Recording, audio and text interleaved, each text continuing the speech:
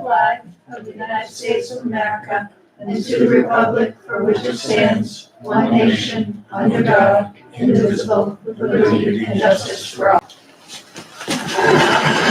All right, I think the agenda's good. Are we gonna add? Yeah, with the exception of the minutes. The date identified on the agenda is different than what's in the packet. I don't know if there might be one down there. Any public comment? No.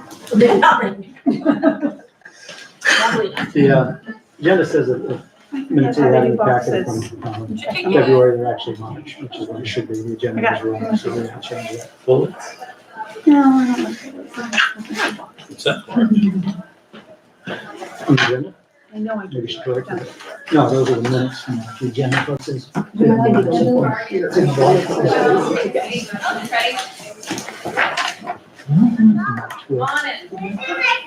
Troy. All right, so why don't we start, we'll click a circle on the floor here, how do we do that? Parents can wherever they're seated, a couple seats around. Right, let's make a circle like we normally do. I know my rug isn't in here, it's a little bit different, I know. Have Marcus right over here? Can we do that? Oh, we're gonna make a line, okay. Penelope, can I go right here? Okay, and Layla just a little bit that way. Like turns, because we want to make a little bit of a circle. Okay, all right, so just let me talk for a second and we'll get to it.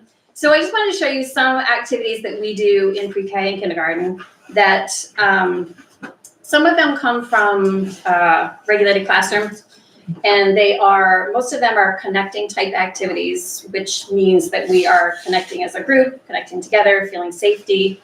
And by feeling safe, we are able to try new things, and we also use them.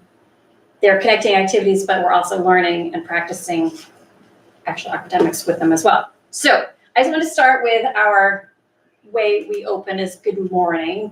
I thought I saw somebody else, sorry.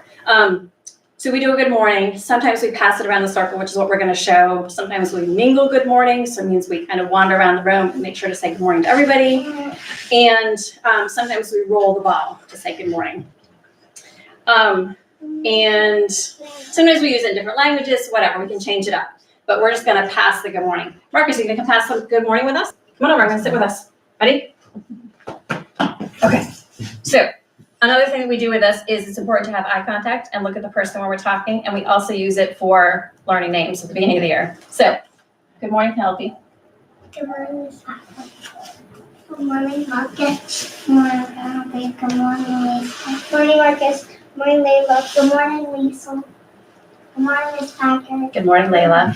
Good morning, everyone. I know it seems silly to say good morning, but that's how we start our day, right? Okay. So another thing we started doing that also comes from, it actually came from, I don't know, motor skills kind of thing. Yes. Where's the sticker on the page? It's all my notes, so I know what I'm saying. So we are writing letters on each other's backs. So it's working on a lot of different skills. I don't go into all of it, but you're going to remember that if you need the person to do it again, you just ask them to do it again. And what if you still don't know, what can you ask for? Sound. What sound it makes. Yeah. So I'm going to have, yes, or draw again. Okay, so Layla and Lisa, want you to be partners? Penelope and Marcus, can you be partners? So you're going to draw on her back first?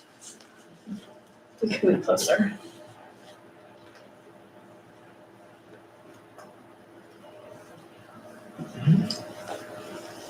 G. B. Yeah. Excellent. Okay, so turn so she can do it on you. No way.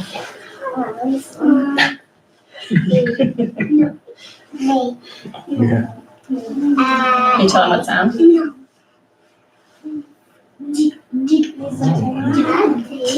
Is it G? T. No, it's J. Okay. That's J. Just like Josie. Is it J? Yes. Oh, it's J. J. It's J. All right. Can you try again?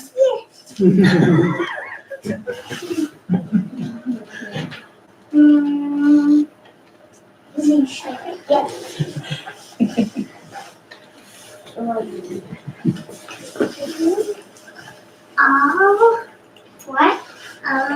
She said R. Q. Did you say R? Is she right?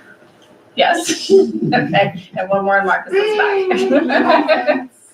Can you do one more at his back, Melby? A? Yeah. I said A already. No. B. No. A. So I think I saw it, and I think it's. Do you want that mix? I think it was F, wasn't it F? No, it was A.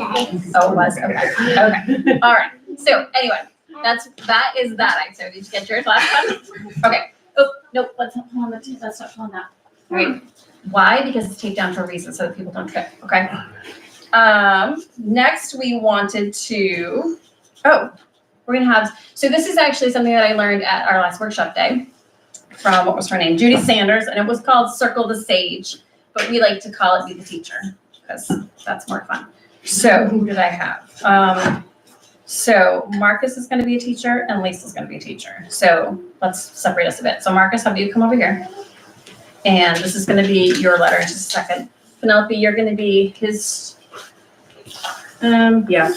And Lisa, you're gonna be teacher. Okay, so for this, I'm gonna give them letters, and the teacher is gonna talk about what letter it is, they're gonna talk about what sound it makes, and then together with their students, they are gonna see if they can think of some words that start with their letter. So teach your, you guys want to speak that way a little bit so maybe other people can. And Maddie. Oh yeah, what? Emily and Marcus. And Bea. Black. So you're starting with Bea? does that start with that? No. So you can tell her, no, not quite. No. Okay, what do you think is some words that start with B? Blueberry. So the teacher can think of words too. Line. No, what it says. So can you think of anything else that starts? Blackberry. I can think of marble. Oh, mouse. Ooh, mouse, that's a good one. How many days a week? Maybe money, Every day? And mouse. mouseling. Yeah. Okay. Yep. What about a mouse? You guys think of one more word? Ball. Bea.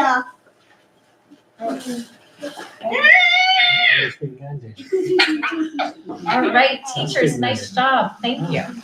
All right, what else do we have? Oh, okay.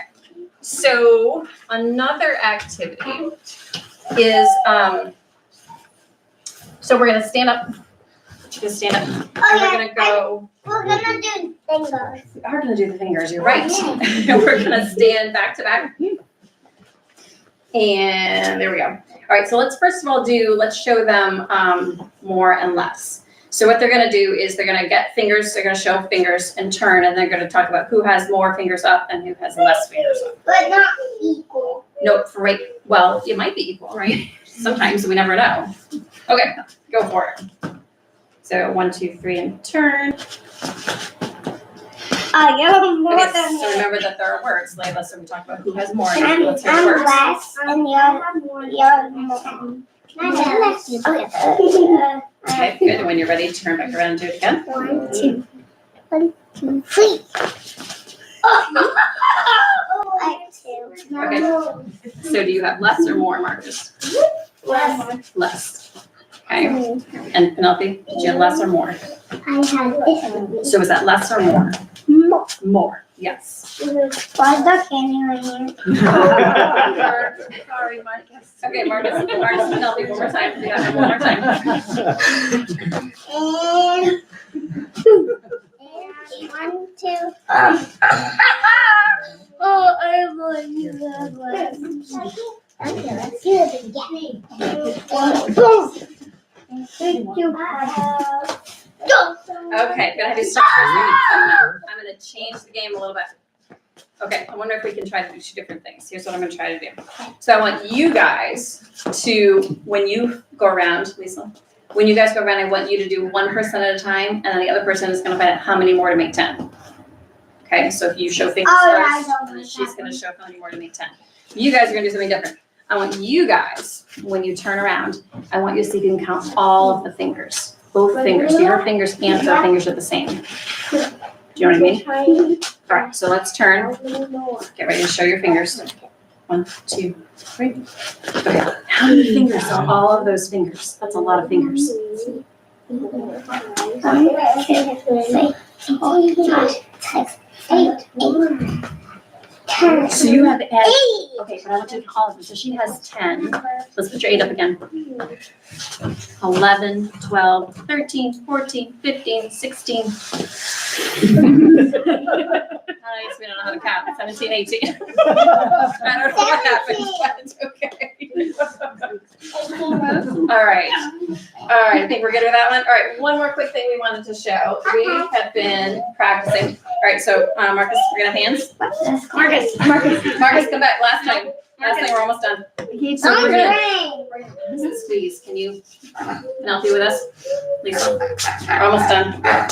So this is kind of the other thing about regulated classroom. It talks about regulating yourself together. I want to be right here. No, Nobody wants to hold my hand? Oh, thank you. I was getting sad. So doing things that kind of regulate us together. So this is, oh, I need you to call because you're not going to feel my voice. All right, so one person starts the squeeze and then you can't pass it until you get it on your hand. Right? Yes, I know, I didn't tell you guys this morning, it's a surprise. Okay. Are you ready? So you can't pass it until you feel it. So Layla should see squeezing yet because you haven't felt the squeeze. No, he was. Okay, squeezing yet. You have to wait. Okay, are we ready?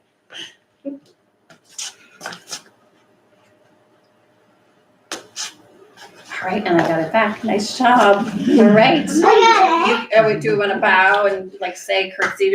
Should we turn to everybody and like we're all done? You can say thank you. Turn around. Thank you.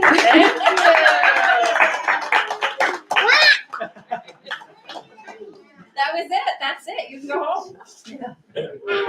You did it. That was your performance. Thank you so much for what you do. Sure. What?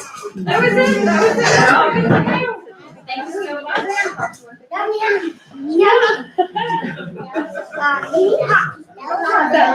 Take it one way. That's my favorite. Of course, take more. How about you? I should probably have one for you too. Good work. I didn't give up. We have one. Language One, skills that I'm let's part go. of the We're gonna go home and eat. No, Yeah, go ahead. Thank you so much. Nobody's. Thank you. Thank you.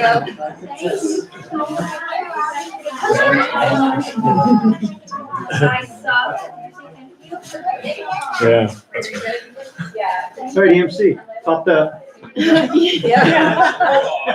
thought we had some. Can we get plugged in? yeah, John, right here. Right there. Well, you guys are getting plugged in. I heard some questions over there, so not everybody might know, but we have pre-K 5 days a week. Full school day. Hold on, I didn't realize. It's not mandated yet, but it likely will be in a couple of years. It's down the road.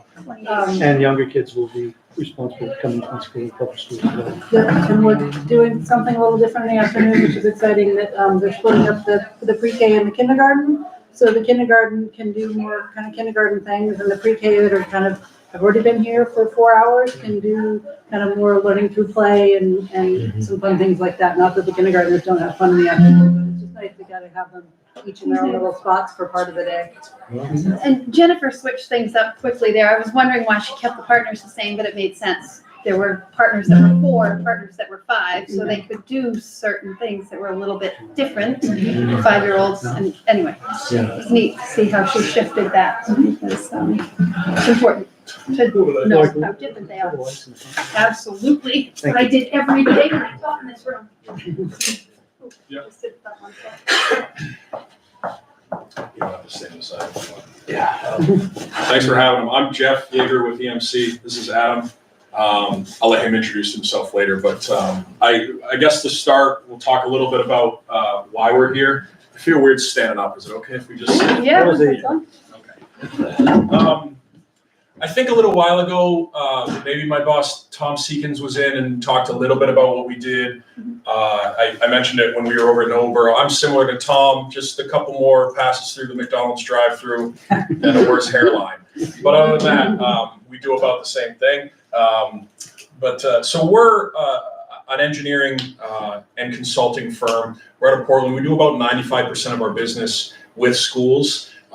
It's mostly about energy conservation and infrastructure improvements. So a lot of what we do today and how we talk about the process and what we've done with a short walk through the school already, to sort of see what we found. It's more to show you the process that we go through and how we arrive at a project with a school, more so than what we would do right off the bat with this particular school.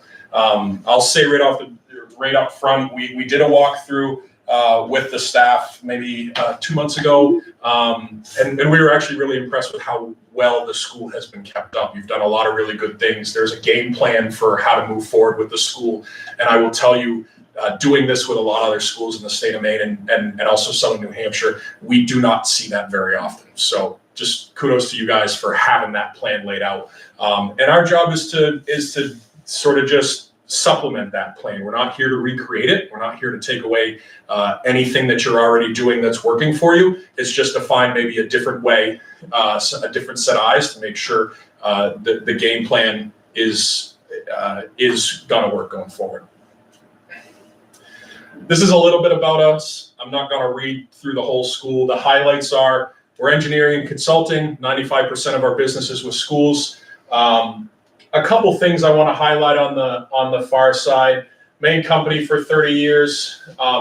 We're the single source of responsibility for a project if and when we develop one. It's one throat to choke, basically. If we develop it, we can help find financing. We can change it if you want. Obviously, all this is with direction from you as a board. We help tell the story about why we think it makes sense, both financially and for the school, to the constituency. That's part of what we'll do. And at the end of the day, if we're doing our job, we're gonna engineer it, and there are no change orders on anything we do. So we're gonna come in, if we do a bad job developing the project, it's on us. It's not on you guys.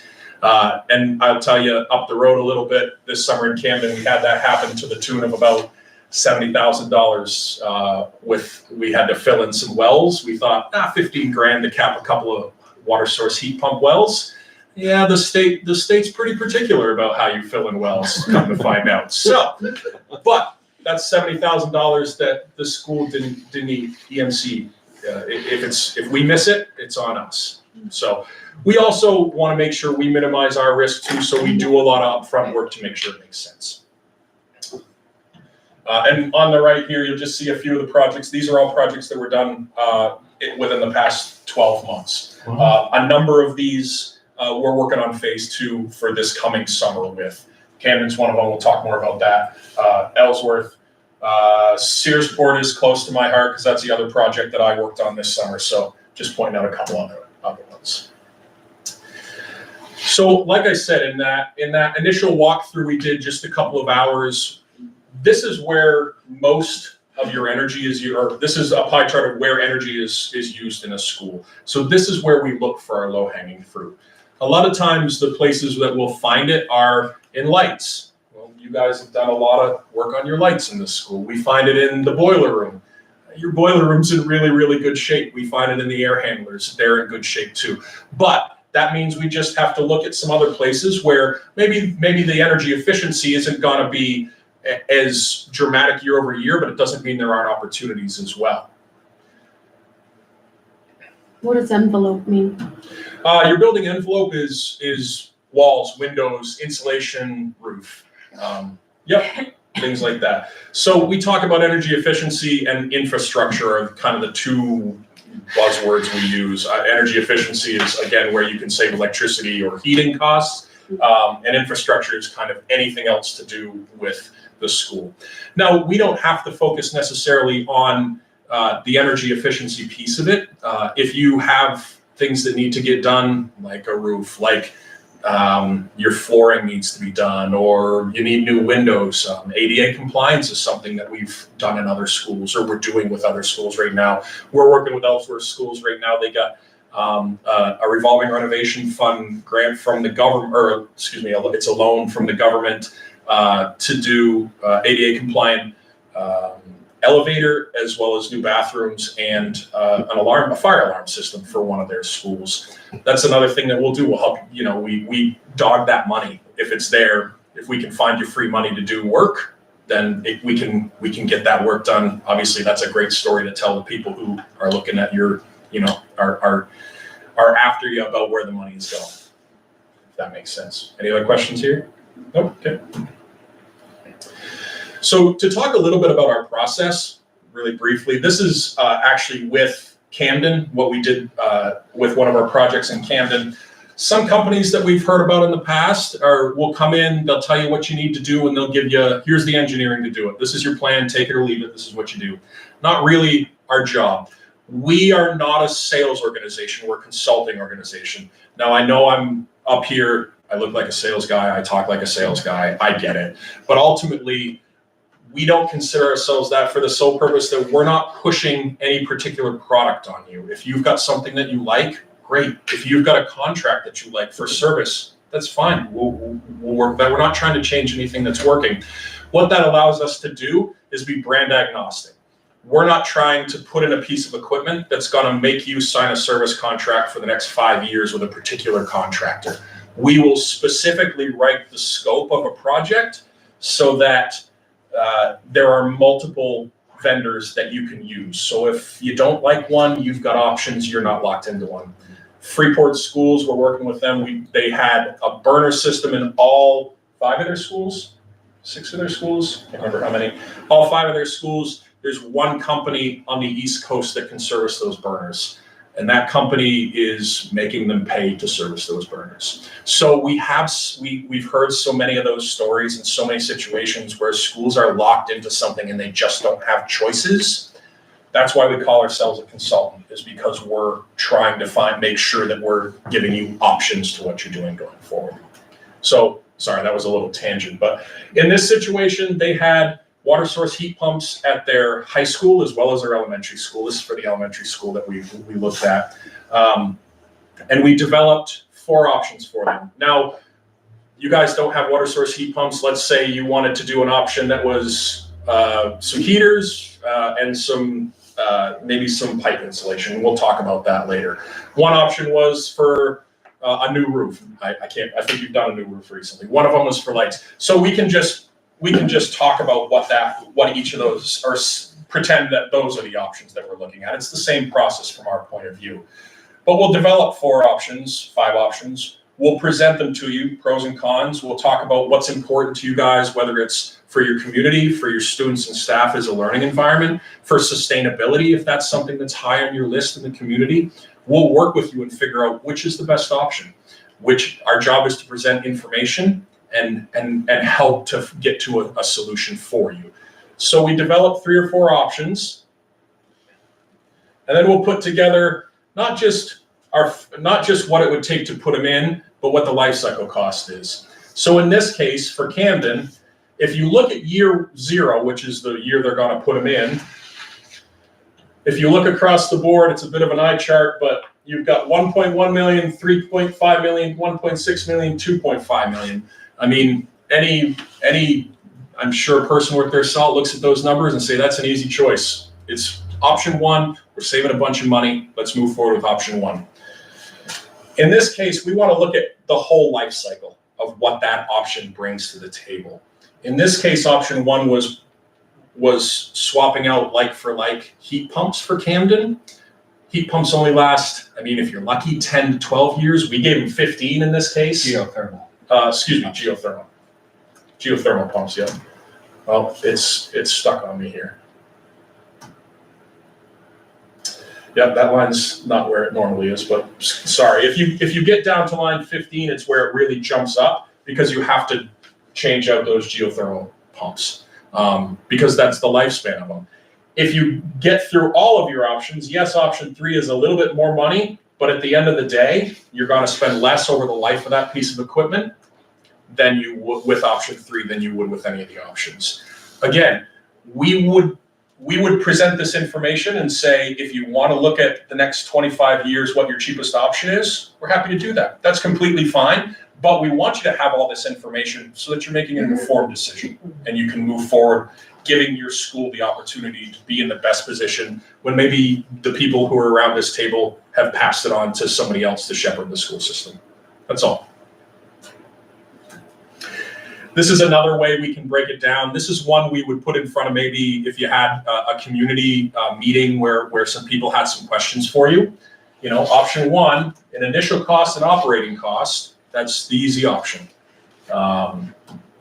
Option 3, which is in this case, it was a new condensing propane high efficiency boiler and a chiller. That's a number 2. It's a good option, but not the number 1 based on those 2. But when you get to maintenance, life cycle cost, complexity, and life expectancy. Complexity is the ability to put that piece of equipment in.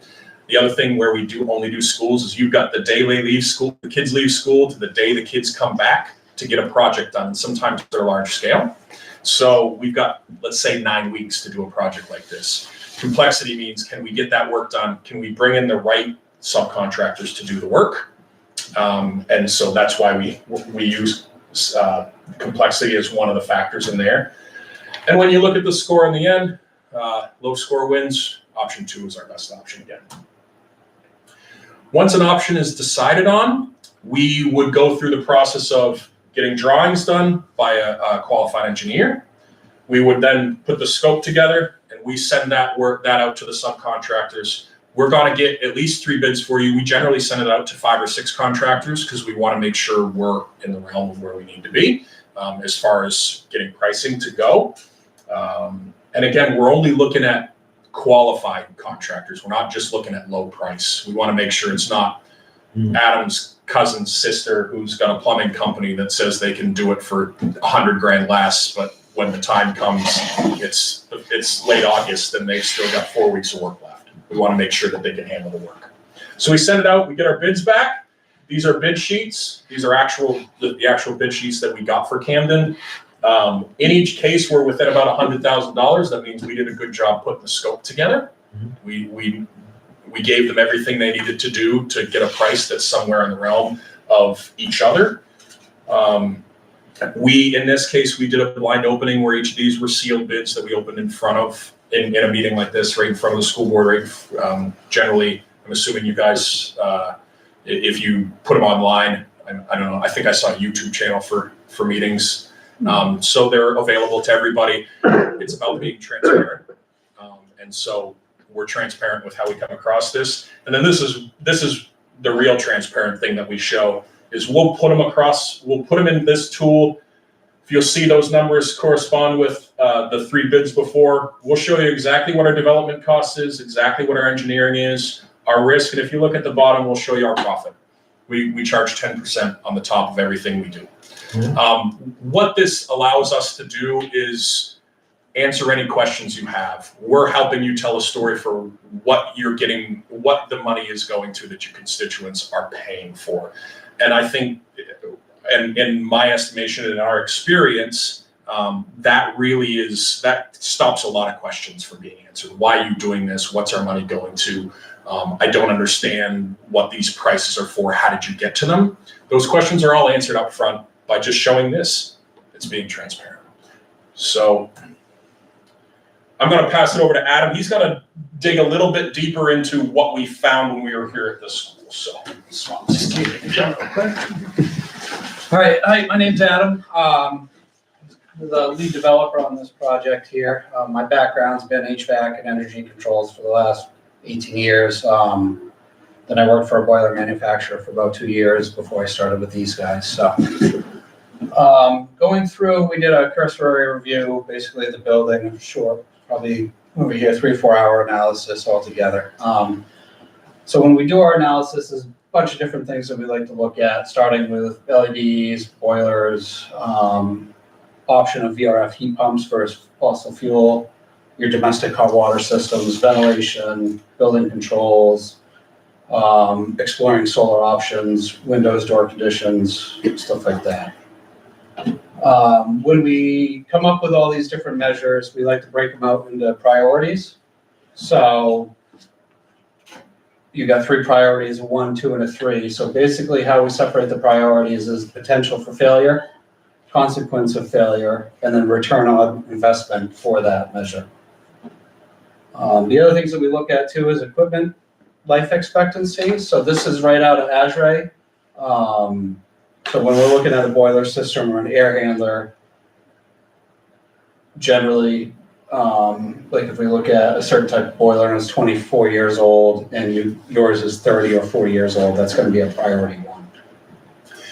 We show you this because it's sort of generally accepted in the industry. We don't want to have that kind of car mechanic view where you bring your car in, they inspect it, and all of a sudden there's 12 grand worth of work that needs to be done. These are generally accepted lifespans for these pieces of equipment. So it's just, again, about being transparent. So a few of the measures and stuff that we found, like the kitchen domestic hot water system here, that would be a priority 1 due to age, low thermal efficiency, and not having modern energy controls built into it. So these have a domestic circulator pump here to move the water throughout the building. The way this system's set up, that runs pretty much 24/7, so that's kind of a waste of energy right there. A newer setup would be on a timer that would shut down at a certain time and come back on in the morning. So you could do unoccupied settings. The gym unit heater, that's another one that it's getting up there in age. It's about beyond its useful life cycle. Is that a secondary heater or is that a primary heater? That's auxiliary, so that's the kind of a backup tandem with that system there. So it probably doesn't get a ton of use, but it is getting up there in age. They do make ones that are much more efficient than those. Those are run about 80 to 83% efficiency, where most modern ones are like 96 to 97%. These are non-modulating, so they're pretty much on and off, where the new ones will actually modulate up and down. And to keep them from short cycling, you want to try to keep that equipment running as long as possible. So this was out in the portable. So it was noted that you guys use window shakers out there in the windows, and that AC was an idea that you guys wanted to explore there. By adding heat pumps to the space and leaving these as a backup, but you could add heat pumps to the space, so you'd use the heat from the heat pumps in the wintertime, and then you have cooling in the summertime. The other thing that would help too is there's no ventilation really in this space. And with these cassette units like these seal mount ones, you can actually duct an ERV or bring in fresh air that way and have ventilation in the space. Building envelope measures. So we spent an hour or so going around with an infrared gun, just kind of zapping some areas throughout the building. You can see there's some air loss around some of the windows. Doors are a real common area. The seals, the door sweeps on the bottom tend to wear out, and the astragals here in the center get worn. So you get a lot of air filtration through there. Another area too, most people don't realize, is roof wall seams. So this is the gym. You can see there's a massive amount of air leakage around the perimeter of the gym there.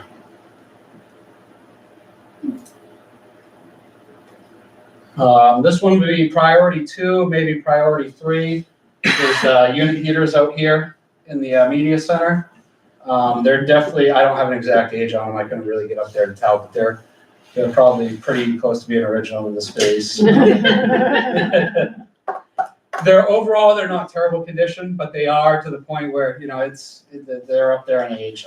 There's much more modern styles that are quieter operation, a little bit more efficient, and just a little better looking too. These are actually ceiling mount ones, so they'd mount up into the ceiling. The piping would run into them. They're a lot quieter. You could keep the colored piping for No, decoration. thank you. No. That's pretty One creative. of the first things leaving. Well, which slide is it? Here we go.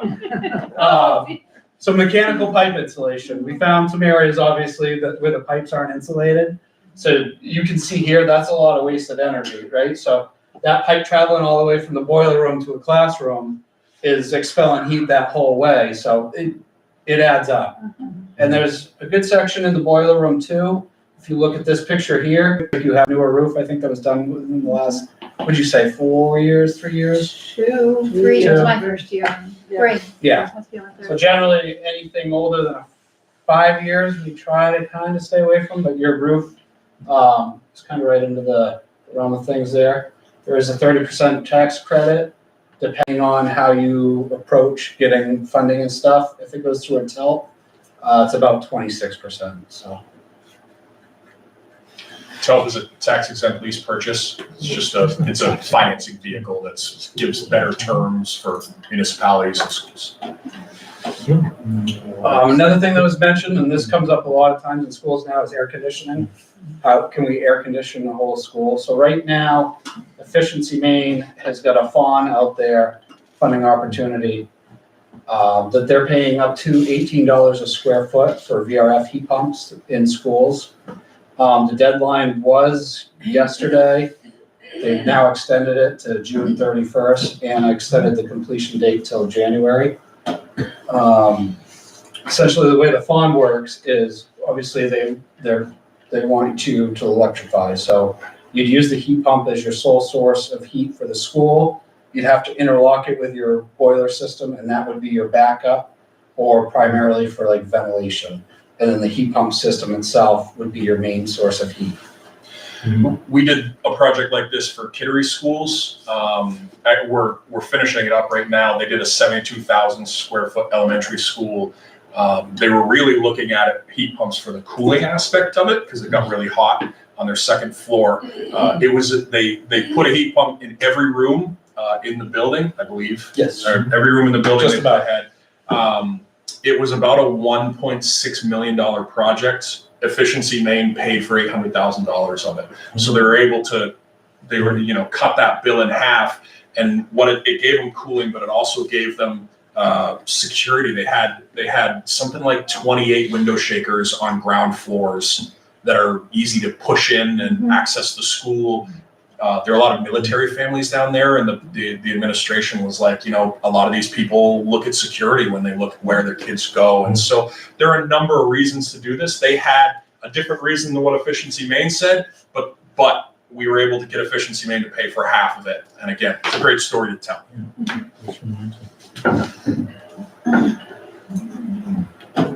Again, too, we talked about, not just energy projects, but infrastructure. So we've had a couple instances where we found funding for ADA bathroom compliance. So I know when we were here, we discussed those bathrooms down there, not having accessible stalls.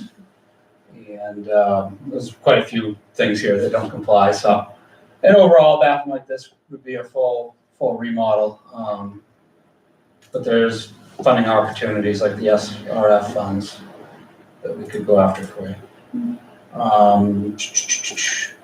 So these are just some pictures here of this was Freeport School. So we did a project up there.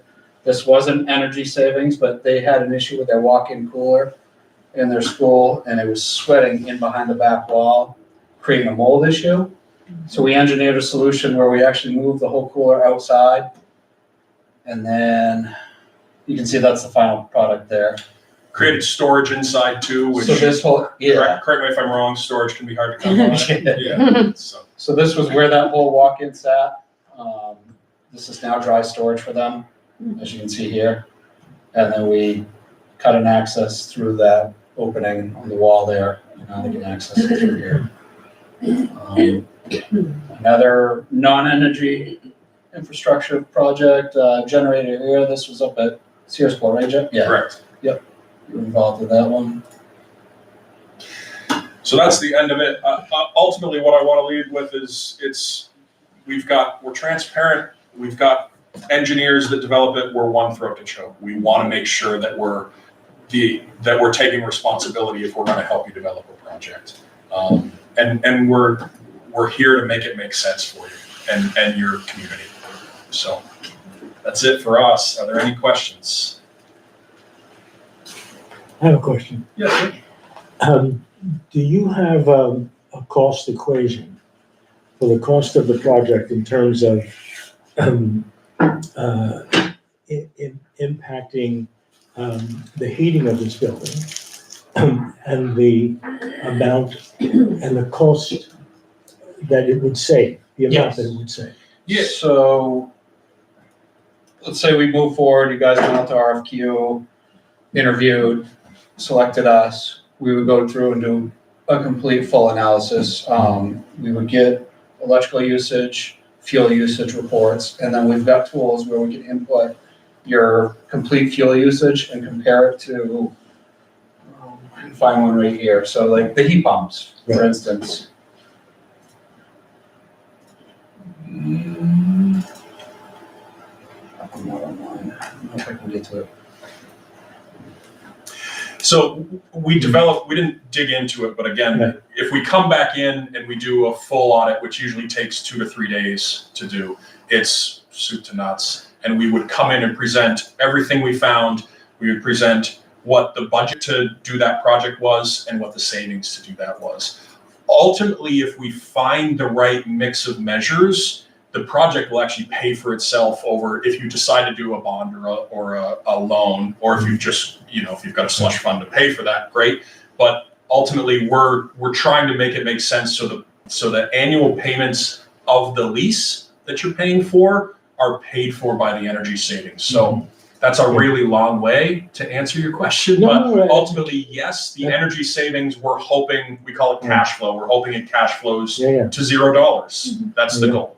If we can get a whole bunch of work done and over a 17-year period, it adds a $0 line item to your budget, then we've done a really good job of what we do. That's the goal. Absolutely. Yep. Yeah. I'll show you that tool real quick too here. I think it kicked you off there. Maybe I won't. Yeah, we've taken up enough of your time. So if you have any more, then just show you another tool. Well, we have a whole tool that will put in your usage for the year and then compare it to electricity versus oil or propane versus oil and vice versa. Right. And it'll show the savings there. Yeah. And we usually go conservative because we don't want to overpromise and underdeliver. But generally, with all our MMVs, we actually end up saving quite a bit more than expected. So. The questions? No, I was chuckling because it came back Oh, it came on. back Like, out. exactly what happened. Yeah. Of course. Well, thank you for coming out again, we appreciate it. Yeah, anytime. Thank you. Thanks for the time. Yeah.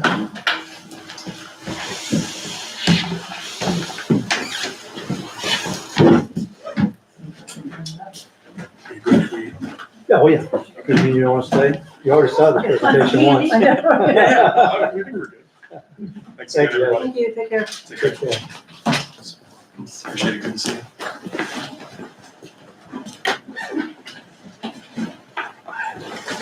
Have a good one, thank you. Take care.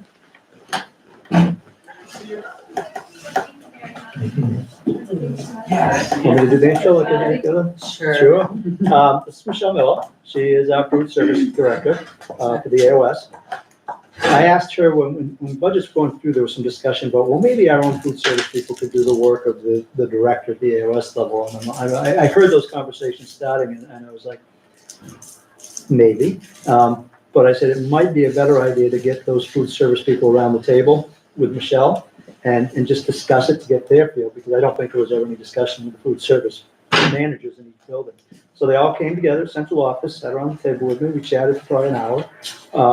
And it was really eye-opening to me, and perhaps to them as well. The responsibilities that the food service director has, the qualifications, certifications that they have to have.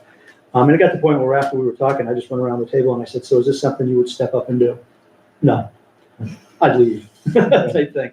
So it's just, and I'm like, well, if I don't know, and I'm in the same building, to the degree of what she does, then certainly the boards wouldn't have that knowledge. And I also thought back of how the positive response I got from when Kelly came out to talk about special ed, because that was another thing that board people, because they don't come from the education realm, probably there's some things that they didn't know either. So I said, and I don't think it's a bad idea to get a face with a name. So I suggested to Michelle that she come out and do something similar to what Kelly did, just to give a little overview of her role and the responsibilities of the food service director. So she said she would.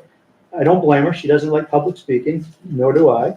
But, so she put together a little presentation that she's done the narrating of herself, and then she'll just play this for you, and then she will answer any questions you might have. Do you have anything you want to add before? No, other than I went by my job description. So there's a lot that isn't covered in this. And it's hard to cover everything anyway, so. I will take questions afterwards. Can usually answer them, but, you know. You did a good job at Noble. They had quite a few questions. Yeah, they have. Here at AOS Night 3. This is a presentation of some of the things I do as a school nutrition. Facilities and equipment management. I keep a record of all equipment in each of the schools. I acquire 2 to 3 quotes when purchasing equipment. And while redesigning a kitchen does not happen on a regular basis, I did have input into the new kitchen at Bristol. I compiled a list of all of the Bristol equipment for Dovetail and discussed with Dovetail what equipment should be kept and what needed to be added. While new equipment is not needed yearly, I have purchased equipment and small wares for each school, as well as applied for and secured grants to pay for equipment and small wares. Jefferson has a new steamer and a new warmer, as well as a new milk cooler from Oakhurst Dairy. Great Salt Bay has a new dishwasher. Nobleboro has a new steamer. I've also called for repair of equipment and chemical dispensers for Jefferson, as well as given managers guidance on when equipment needed to be repaired and when to make that call.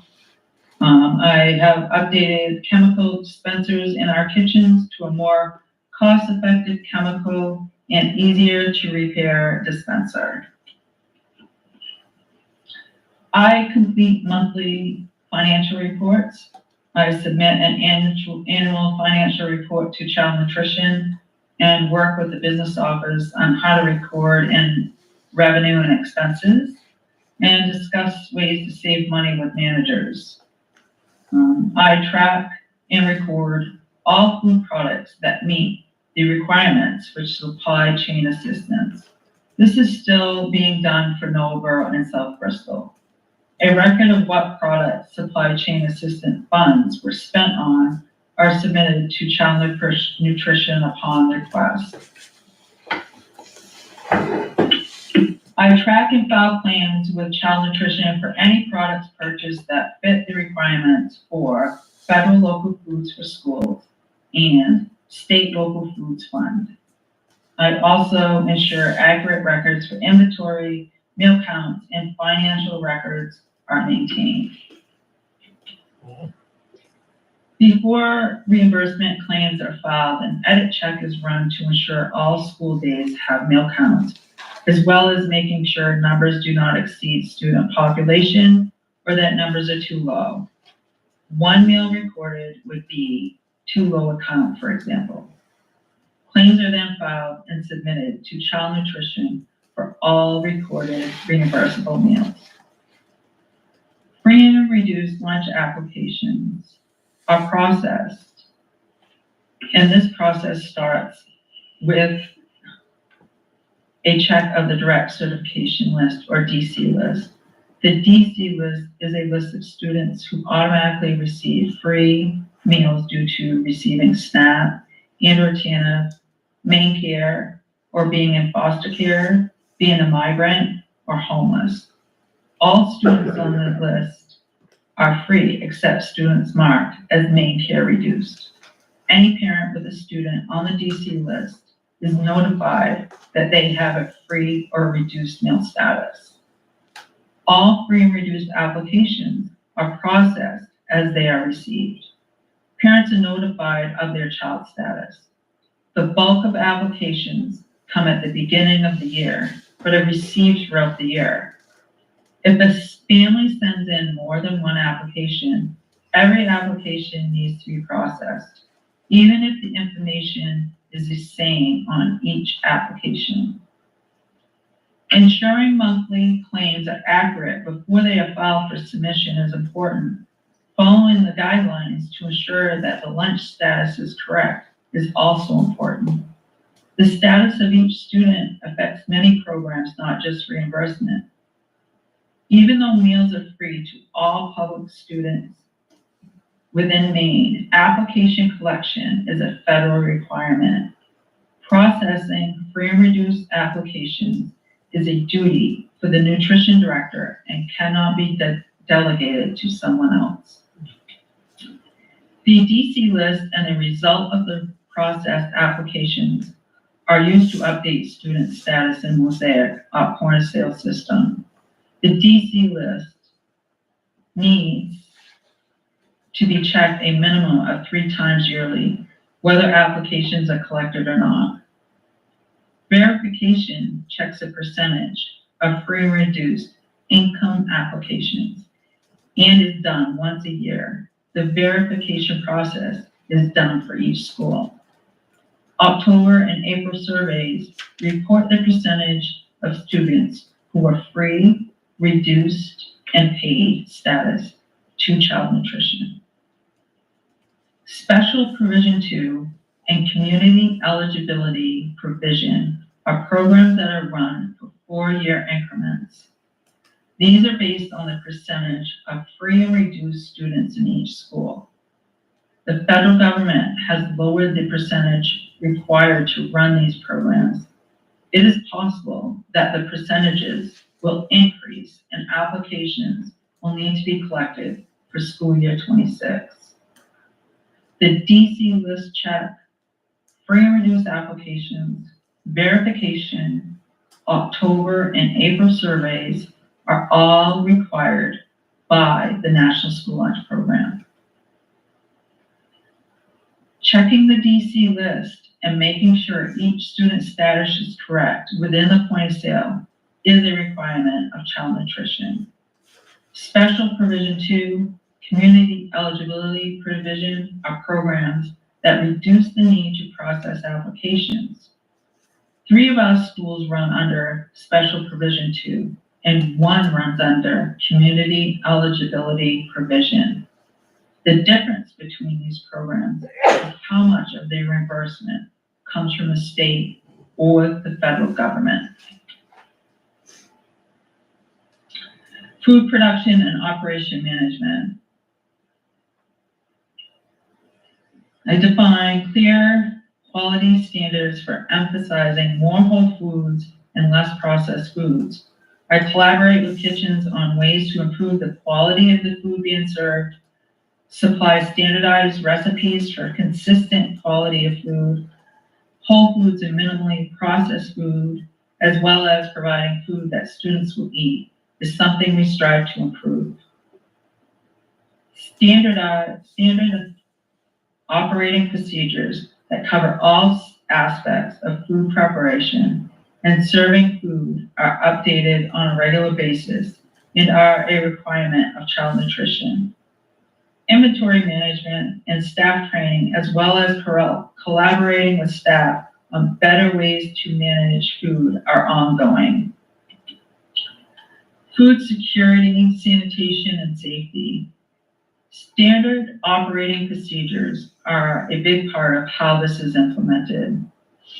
Staff knowing serve-safe procedures is also a plus. The best way to ensure that this is happening in each kitchen is with regular visits to kitchens throughout the day, multiple times a year, and ongoing training of staff.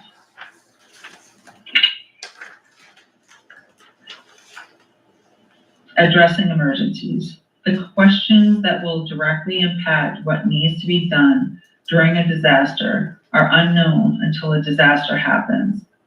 What happened? What do we have? What do we need? What can we do? Where? Which schools and towns are affected? Where can we set up to do what is needed? How can we help each town or school? When can we do what is needed? Being flexible, altering what is being done with what is on hand is what food service does best. Recalls are checked on a daily basis, as well as any updated regulations and procedures. When regulations and procedures change, staff are notified on the changes and how to implement them. Food security, sanitation, and safety are always a top priority, especially since we work with a high-risk population. Standard operating procedures help to ensure food is safe and secure, and proper sanitation is used. Having an eye on recalls and staying up to date on regulations and procedures is ongoing. Human resources management. Work with school and district administrators to implement a process for recruiting, hiring, retaining, and promoting qualified school nutrition staff and compliance with school districts' written procedures and labor laws. I have been part of the hiring process as well as actively recruiting people for open positions. I also training is ongoing process and is done according to the needs of each person. I train all new managers.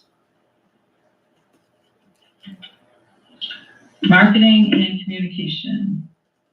Printable menus, posting menus on the website, as well as posting daily menus that are connected to the website app. I collaborate on ways to serve students that make them want to come through the breakfast and lunch lines, and I guide managers on what their requirements are for posting menus. Also provide guidance to managers on what they can do to promote the program. Nutrition and menu management. Nutrition and menu management is a huge part of the regulations and requirements of the National School Lunch Program and School Breakfast Program. Meals are planned to meet the child nutrition requirements for meal components, meal pattern, serving sizes, and offer versus serve, as well as nutritional standards for fat, sodium, and sugar. These requirements need to be met for each meal every day. Menus are planned with input from managers on what students would like, as well as what is in stock. Production records for each meal every day is also a requirement of child nutrition. I provide production records for each school. My main goal in this job is to improve student wellness through providing healthier meals to students on a regular basis. I am also on the wellness team and helped review the wellness policy last year as required by child nutrition. Procurement and inventory management. The procurement guidelines and policies for this AOS are followed. Our AOS belongs to a capital area co-op. This co-op is made up of school districts across the state. I attend co-op meetings regularly and am familiar with the bid process.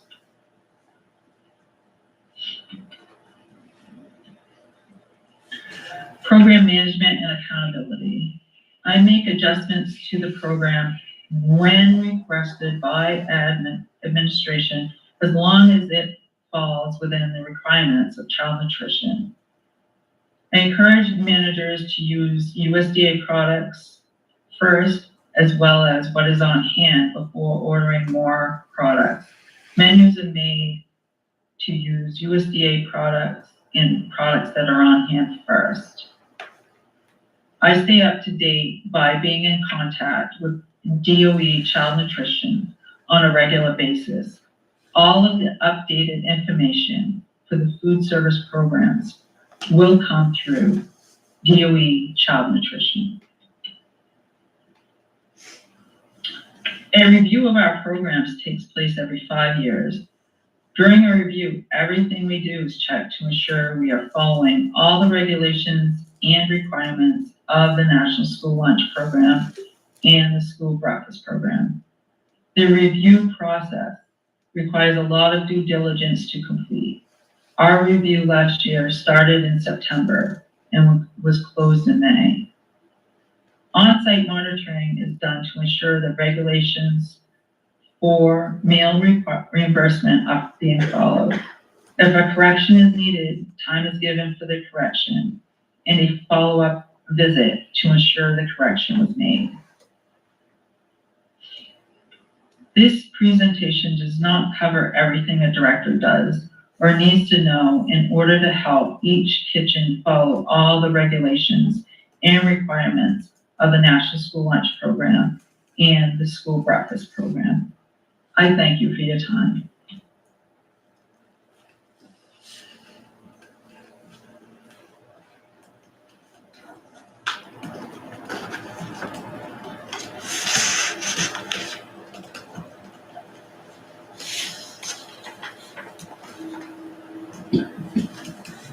Thank you very much. That's certainly a lot. I think a lot of people don't want to take up.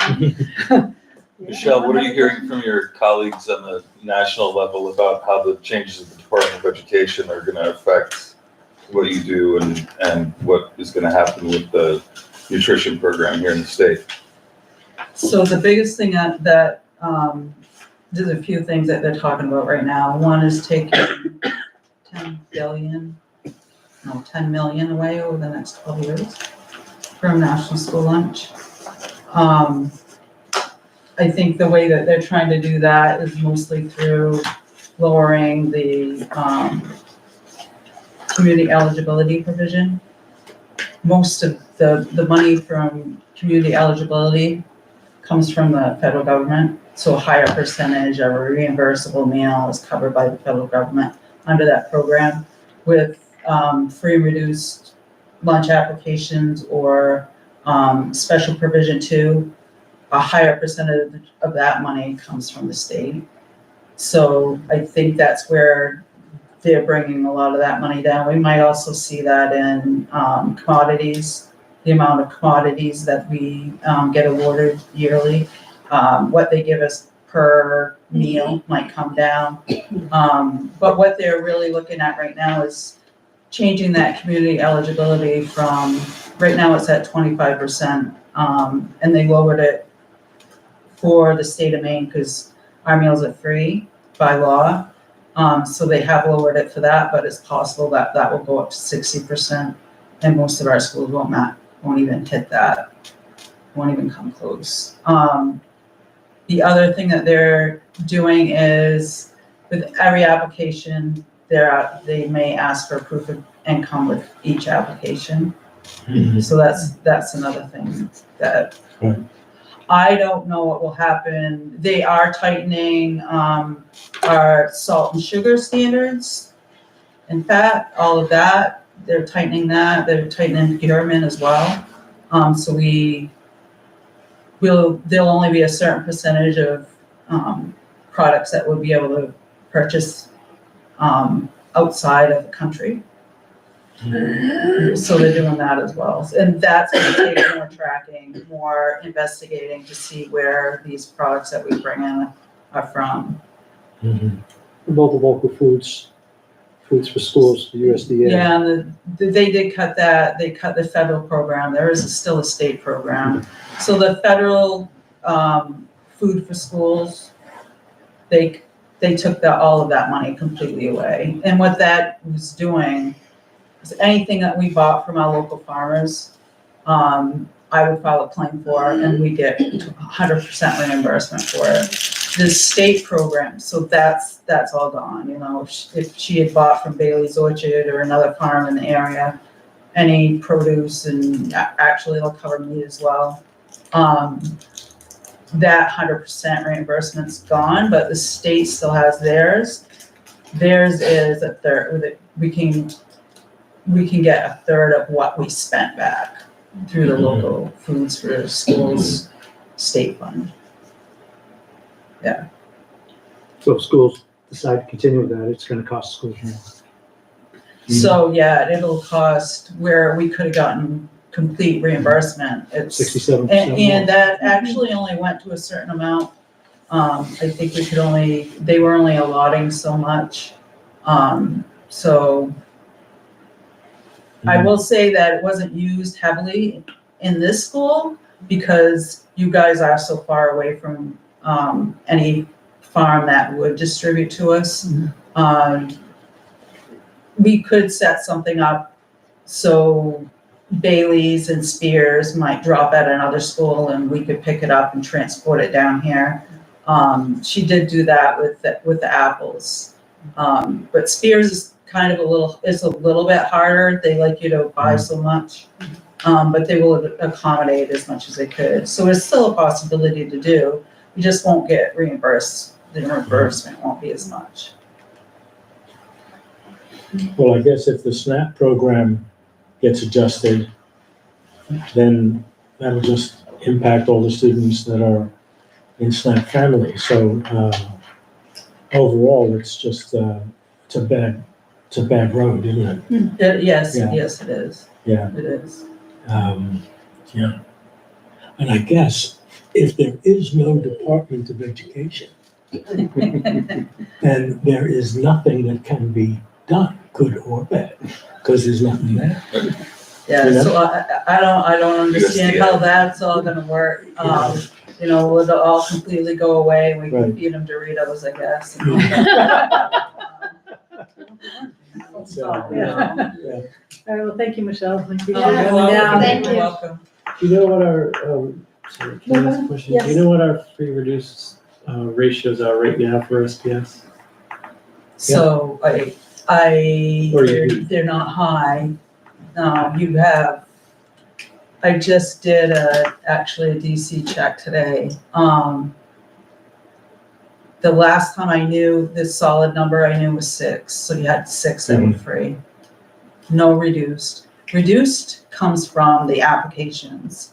And when we collect applications, that's what we're not getting. We're not getting the people that fill out applications, they're already free because they're already on the DC list, or their income's so high that they would never get free or reduced meals. We're missing the ones in between that are income free and straight out reduced, so Do you guys do have online us. forms as well as paper or no? So we're not collecting those until school year, well, unless they change it. We're not collecting them until after next school year, so it'll be school year 27. We're on a 4-year, on that special provision 2, Right. 4-year increment program, so we won't collect them next year unless they change something. So we'll be back at it in 27, so we'll need to do back on online. And then I guess Todd has some ideas he might have some ideas of how to get more people to fill out Talking about how to pay for nutrition. I don't Now, we had to, when I was in Gardner, we had to kind of motivate people to, now we weren't even dealing with the free, everybody eats for free back then. It was just a matter of getting, because your title monies are also tied to those forms. Everybody's supposed to fill one They out, are, right? but people don't understand that it's, because like she said, people feel, well, that doesn't apply to me, so they just Right. won't return the They form. just don't do it. But that does tie, they can save themselves money in the long run for Yeah. taxes because of the title fund. Sure. So what we did was we offered incentives. We had laptops, we raffle off. If you filled out the form, you get a chance to win a laptop, things like that. It worked.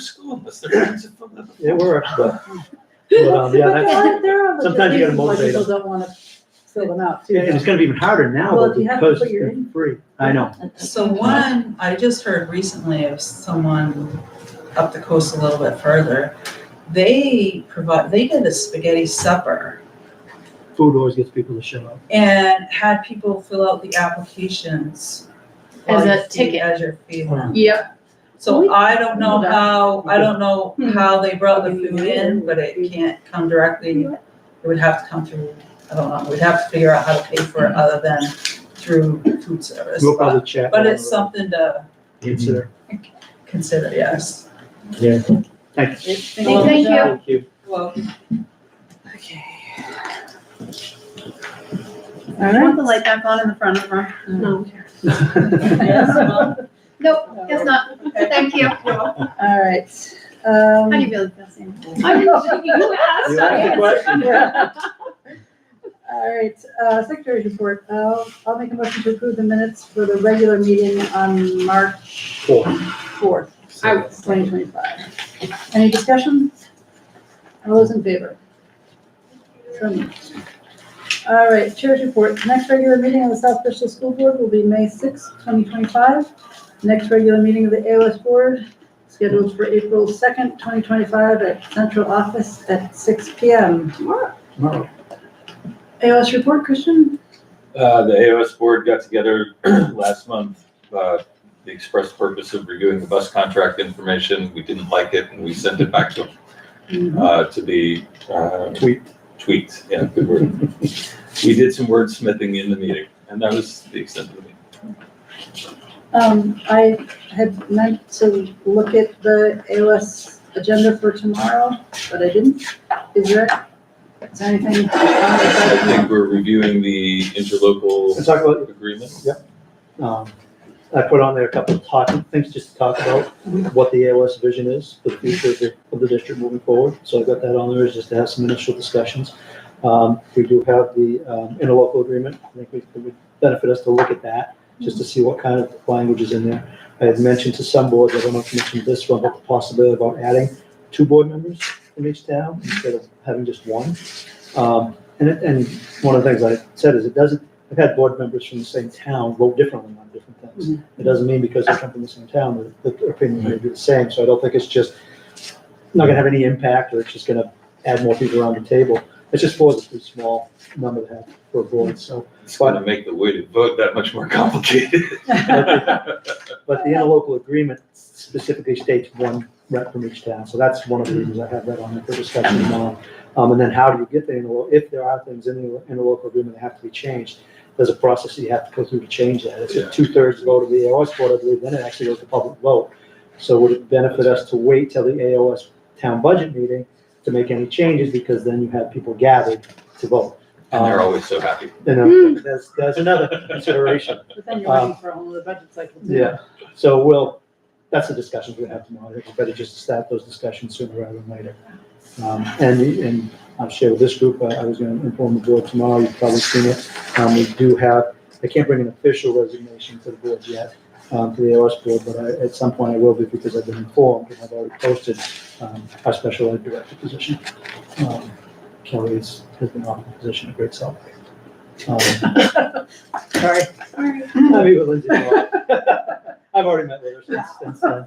And they have a principal position as well now. You did it. Are you kidding me? No, I'm just kidding. So- I've worked So, way too just hard this inform the year. board. So I will be pulling together a committee at some point, so I'll talk to the AOS board about what that committee will look like. I would like to interview, plus I need an official letter of resignation, but I would like to interview before April vacation to get that, because we got so much work to do in the special ed realm. It's such an area that needs to be a focus. I need to get someone on board. sooner rather than later. I think that was all. Yeah, that was, you just answered the question, my last remaining question. Yes, I will be sorry to miss the AOS meeting. I will be in the backseat of a car with my 15-year-old driving around for a parent drive from 5 to 6 in Rockland, so I won't make it. But I would be curious if, knowing that opening is coming up, if there's any AOS discussion on any other arrangements of positions to get those services met, and also just looking at how the different schools use the special ed department. And I don't expect that there are going to be any big changes, but I think that's a hopeful, I'd be hopeful that discussion is kind of ongoing with some of the different boards and also in the AOS level. One thing I did mention too, our building was sold, so we had a new landlord. Right, yeah. So we're gonna inform the board tomorrow about the transition ownership of the building. So that's another agenda item, just hold the agenda. All right. And obviously the bus, hopefully settle on the bus contract. The language came back, I think the board would be happy with the language that came back. All right, and as we all know, we managed to pass our budget at the town meeting in March. I didn't do this in the agenda adjustment, but I had talked about moving the finance report up. So if there's no objection, I'd like to pass it over to Peter. Okay, so in your packets, you received 2 parts of a finance report, two different versions of the same information. One is the summary version by cost center, and one is the detailed version by account line. And over the last few weeks, Laurie and John and I have been working on getting out of app to fund all the information that we have and looking at ways that we can best project the close of the year now that we have this new system and John's support on, kind of looking at how we can best manage use the data that we have to get the information we really want and potentially develop some tools to do this in the future and across all the schools. So what we have here is a very detailed set of projections that we've gone through line by line, and we've looked at not only the things that we encumber, which are things we're ordering or payroll, but some of the things that we have to pay at the end of the year and double checking whether or not we're still on target for doing them the way we planned. We've even now in this report, we've encumbered the $50,000 of the sped money that we're rolling forward to next year. So we're doing sort of every financial calculation line by line through the whole thing so that we can get a pretty accurate picture of what's available as we close out the last few months. It also frames up what we have to do to close out the last few months, what stipends are left to get paid, make sure they get actioned, and what has to get ordered. We turn off purchase orders in a couple of weeks at April vacation, and that's the end of buying, unless there's a specific need that everybody agrees is, okay, let's do this. But we stop just generally ordering, and we begin to close things up. So after having done that, and then we had a finance committee after we'd done the sort of 90% sweep through it, and we identified some things to go back and take another look at, and then we did that. And what we're projecting, bottom line on the whole thing right now, is that we see a number of $162,619.07 that we haven't exactly allocated yet. We don't have an immediate expenditure for that we see. However, we know that there's about $19,000 in the Burns Fund that we do want to expend no matter what, and it doesn't help us to try to roll that forward, so that 162 drops down to 143 of what we might have left. We also know that there's some things happening still. We get some invoices from the town, like the one that came in the other day for the Bristol storage, for some things related to the well and things that, we expect a few surprises around facilities and things that we want to take a look at. And we see that facilities, we want to just spend a little bit more time. We imagine spending another $20,000 in facilities. So that would bring the 143 down to 123. We also see the opportunity to, take a good look at everything that we're doing with technology and take a good look at everything else that was in this budget that we planned to do, make sure we get it done. And then with the known sort of surprise or two that might happen in the last quarter of the year, we are currently projecting, it's our feeling, based on looking at doing this line by line, that there'll be about $100,000 there to roll forward for next year based on what we're seeing now. Now, we could get some odd surprise of some sort. We still have a quarter of the year to go. So I don't want to sort of have everybody start banking on that number. But at this point, 1st of April, looking at another full quarter to go, my best guess is that we have $100,000 left to roll forward. And we'll keep watching that number and discussing it and looking at ways to manage that close, both with Laurie and I and with, this committee, and keep people informed. And you may at some point say, we don't want to have $100,000 left over. We want to spend it all. And we'll, and that's unlikely. But there might be something you choose to do, for example, that takes care of something for next year that is a facilities thing that's better to do it this year and just have it done. There might be something like that that's identified through the analysis. I don't expect there to be, otherwise we would have already put it in here. But you might find something and you have that to work with as you close. Where does that 100,000 plus or minus, where are we finding that savings? A little bit everywhere.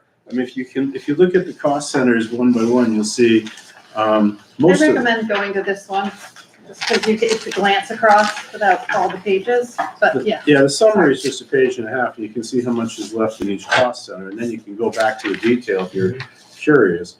But you see, regular instruction is actually gonna be overdraw, we're gonna overdraw that by 17,000.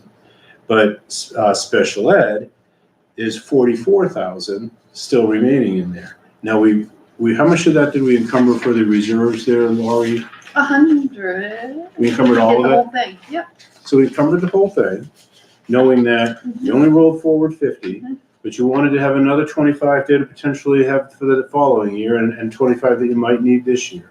We also, that's one of the surprise areas, because it's been really dynamic what we're getting billed for secondary tuition for sped. So we'll watch that. That could actually go either way. So you have some money, kind of left over there. CTE is pretty much, that's just we'll have the $100 and that's it. The other instruction that's really where all the Burns Fund money is, and that will expend. The student staff support has 25,000 in it, and that's where there's a lot of technology things that we may choose to actually expend that within that cost center to make sure that we're pretty well covered. And that's the kind of thing where it is good to get ahead on some of next year's plans, just in case something happens next year. The system administration is 12,000 left in that, and you can take a look and see why we didn't expend everything we thought we were there. And then we're over 20,000 in school administration, and then there's 31,000 left in transportation, and that has to do with how we rearranged with the van and things and made that savings. And then facilities still has 61 in it. Again, that's a place we might dip in deeper. And then we anticipate using the all other, which is the nutrition bit.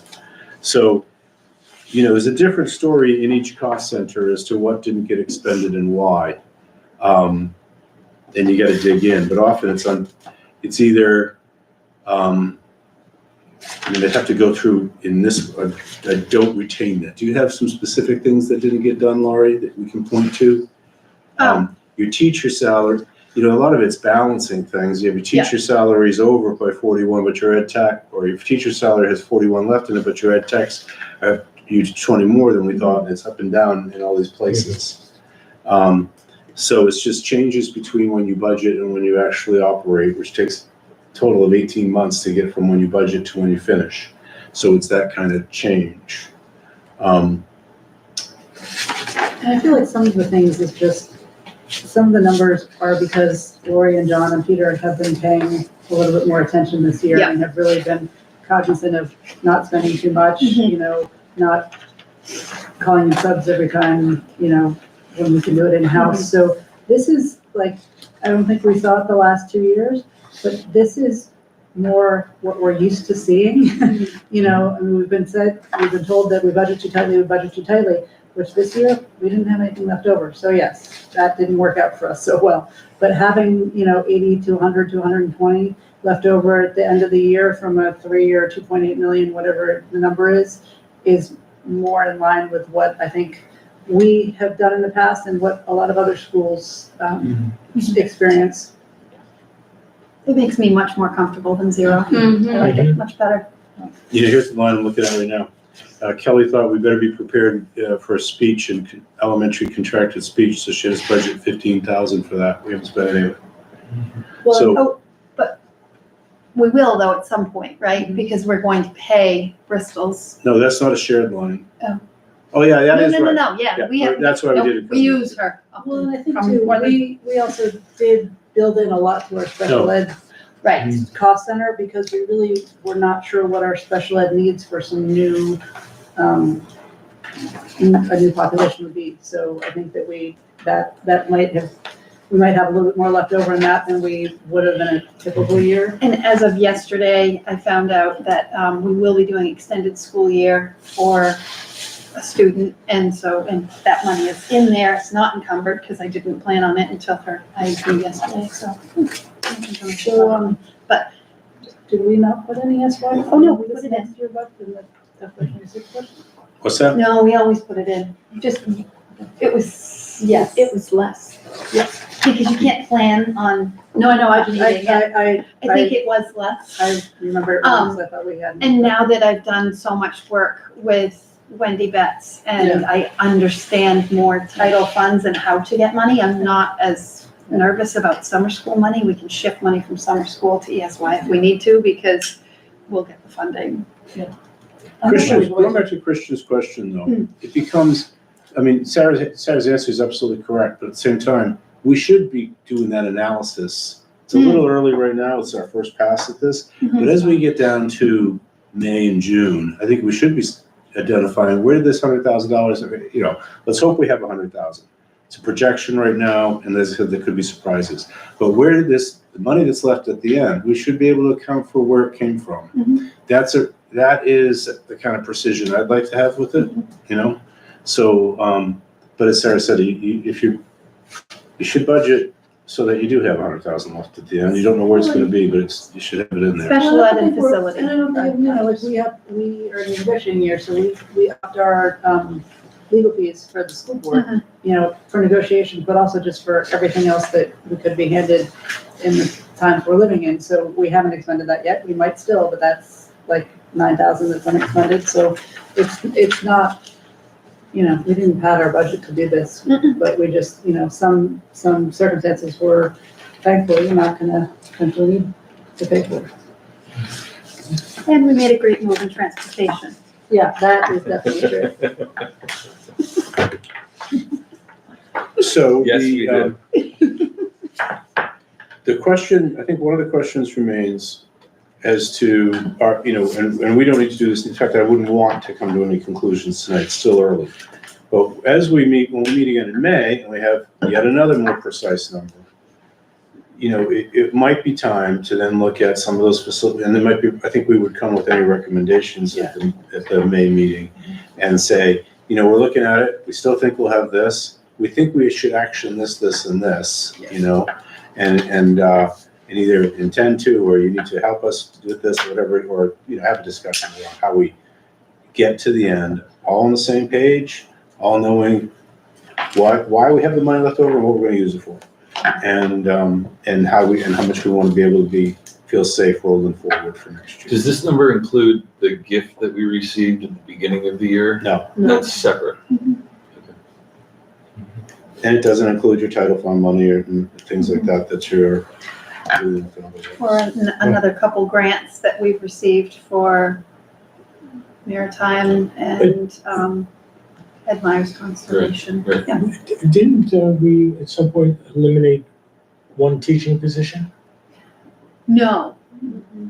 I mean, One day. Oh, sorry, so maybe the word teaching shouldn't be in there, but didn't we manipulate a position?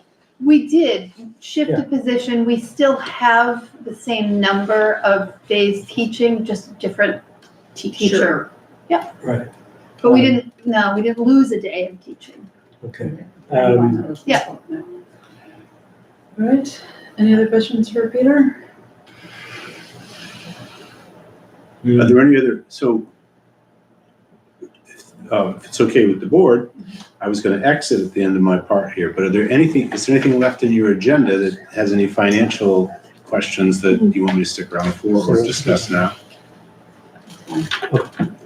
I don't think so, and we are gonna have, some executive sessions to talk about negotiations, but I think we're all on the same page with those numbers, so I think, unless anybody else has something more. Do I need Peter here for band discussion? Sure, you wanna talk about, why don't we talk about that now? Feeling like with our $50,000 donation and the savings that we have had this year in the transportation line, I feel like it would be a smart time for us to buy a van. I have some prices that I've gotten from Wiscasset and Fort Smith. I'm still waiting on a call back from a man in Westbrook who just played some phone tag, who, according to him, he does a lot of the fleet purchases for schools, and apparently if you say the word fleet, it's going to save you money, even if you only buy one. Fleet pricing. Yeah, fleet pricing. So learning more and more. Guess I'm glad we didn't run out and purchase this in October. But I really believe now is the right time for us. I have 3 options here, all new, and some a little bit more than others. I do believe all-wheel drive is the safest and best bet for a school with so many different drivers. But there's an option for rear-wheel drive in here too. Not sure how this usually goes. This is my first time. Are you looking for a decision tonight, or are you looking for the board to consider? I want- One of those pieces of You've paper? heard- So I think Yeah. I think we say can just you might follow wanna the, look we can look into at the specifics, Yes, go for it. Rear-wheel drive, we're looking at about 58,000. The kind of, the all-wheel drive is about 66,000, and the all-wheel drive with lots of bells and whistles is 73,000. So, So just so that all the options are there. Can you share that packet electronically with the board members? Mhm. And so. Yes, I will. And what is it? It's a Ford Transit passenger, that's 2024. what we have, right? It is what we That's have, what we're yeah. renting right It's now. worked out well. The one we have is a rear wheel drive. It's been totally fine. There's no reason to think it wouldn't be. It's just, I'm going on the safety side of We had it. a And pretty mild winter. we did have a mild winter. Well, it's the times when like you're a boat shop and then you Yes. unexpectedly We had one of those. hit snow on the way back, and the kids aren't gonna be out on the road when it's bad Right. weather So, unless yeah. we're surprised by it, so Yeah. it's This guy calls off school all the time. Warm. So anyway, I just want the Next year, Kristen. discussion to begin again, because, and I also, it's going to benefit our students this summer. Part of summer school is, I know for some kids, the kids who need it most, transportation is going to make or break it for them. And I want to be able to offer that. We can't keep the vans that we have right now because our loan, we're just loaning them. No, Lease. We're renting them, thank you. And that ends at the end of May, unfortunately, because they're promised to summer camp. Are these ones that we could buy so that we could have them for summer, like, is there any, okay, so Yeah. they're Yeah. ready to go. These ones are these? Sorry, these 3 options was what I meant, Okay, not but like, we're We're talking talking about about one, purchasing one For now, for now. with the money that we It's a fleet. think we have. yes. With the money. Well, Yes. plus We the have the gift. The Yeah, gift, the gift. yes, I'm Plus- holding on to that 50 very carefully. yes, We definitely have that. we And- definitely have that. Could you, I forget how much was in that environmental education thing, but you could Marie, potentially make an argument that this enables that. it absolutely could. Yes, we had kind of earmarked it for Marine Week, but there's no reason that this wouldn't be. We do have projected 31,000 left over in transportation. I anticipated it would be 28.5, so 31 Mhm. feels pretty close. So I feel like Yeah. it's there, but yeah, I think we could do that. Do you want these or do you want me to just send them electronically? Okay, and let us know when you get the prices from the other one. from the other one. Yeah, I will. Yep. And is, just question on how to do a board thing. Is this an okay thing to email? I know you're not Yeah, necessarily they just can't supposed conduct to. We more just can't business. approve They it. can't respond to the Okay, school. okay, all right. It's just information. I'll send it out. So, the only bit I would add Yes, is I would just keep teeing this up, but don't action until we get a little closer to the end of the year and make sure that we have that money. oh, of course, yes. And then we kind of like make a decision about, I think you look at this as being like a June 30th purchase, so you can kind of manage it just the way you want to. I can't All right, because I Have to want it wait. for summer school and, Right. I mean, So as late as you can go, okay, whatever that is. okay. all right. So I've got a question and Yeah. I've got an opinion. Yeah, of course. I have 2 questions. One, what's the nature of the purchase? Is it a cash deal or is it over a period of time that you finance it? I was thinking a cash deal. Well, we should be able to get. But we don't have to, yeah. They should And give you- you something, but I You think we guys should, guide me. well, I don't know, but I mean, Is there, yeah, we can, Dicker. Yeah, absolutely. we certainly could, yeah. Absolutely, and of course, whatever you do, you need to purchase this on the next to the last day of the month. Okay, that's the time. So they want to move. Yeah, absolutely, because everybody Okay. wants to make this. Yep. So that was one question. Because I had two questions in You a did, statement. yes. My second question is it possible, and is it okay, to have this vehicle sponsored?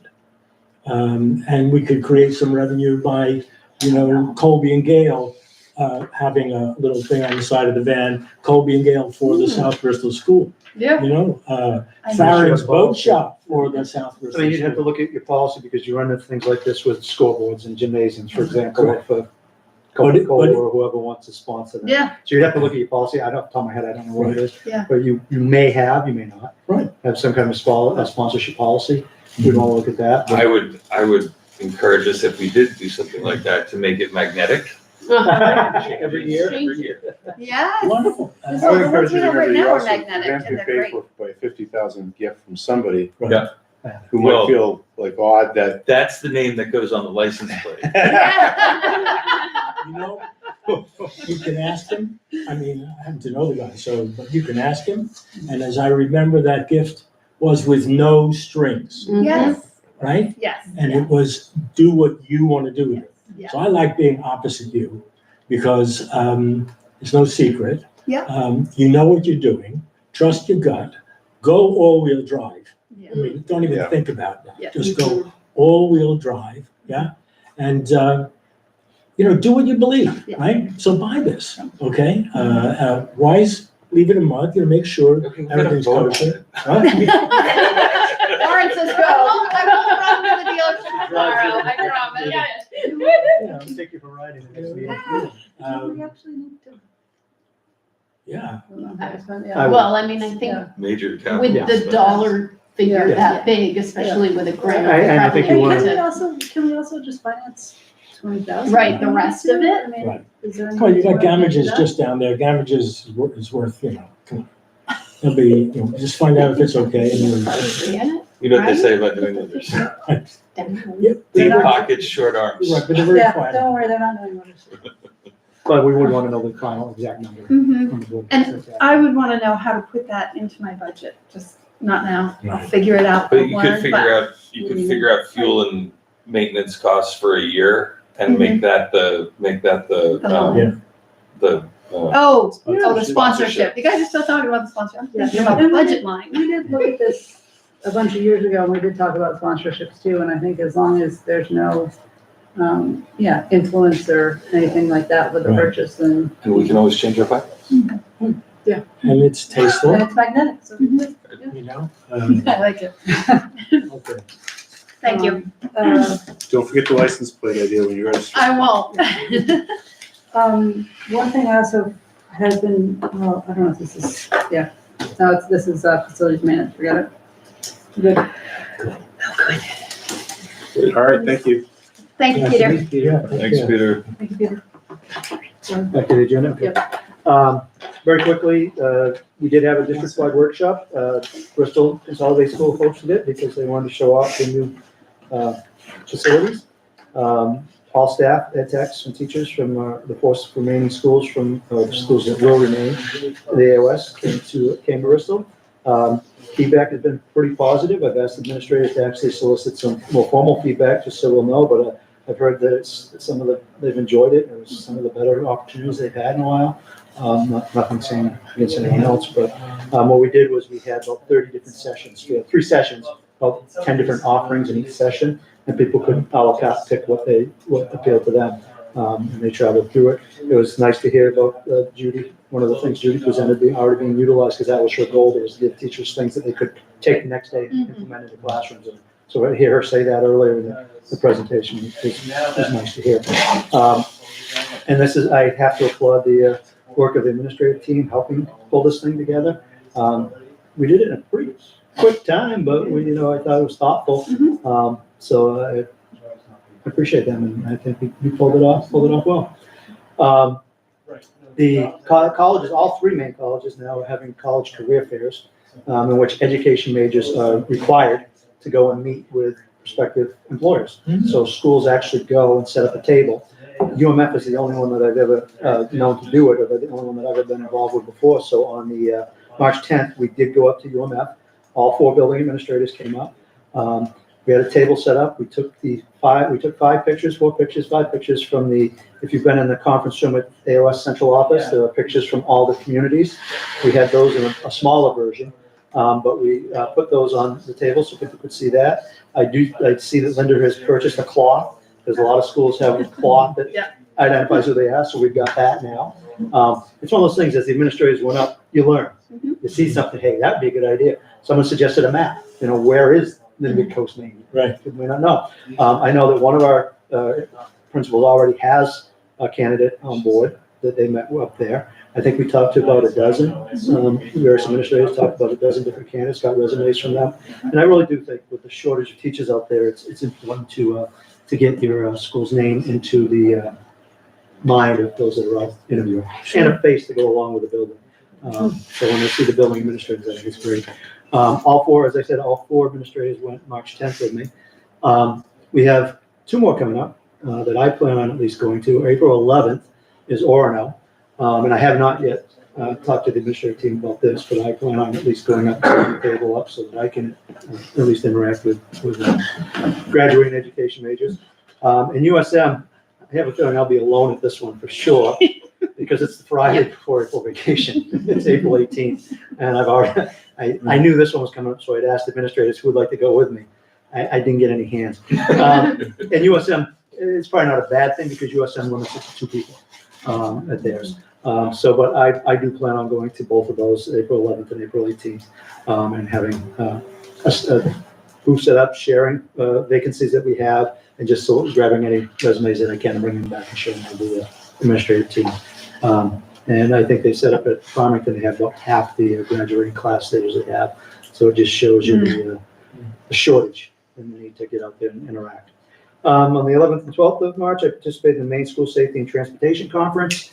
Got an opportunity, it was really a refresher for me because I've been doing it long enough, but just to remind me of the important things around safety, school safety, and transportation safety, and I brought that back and shared some of the key points with the administrative team.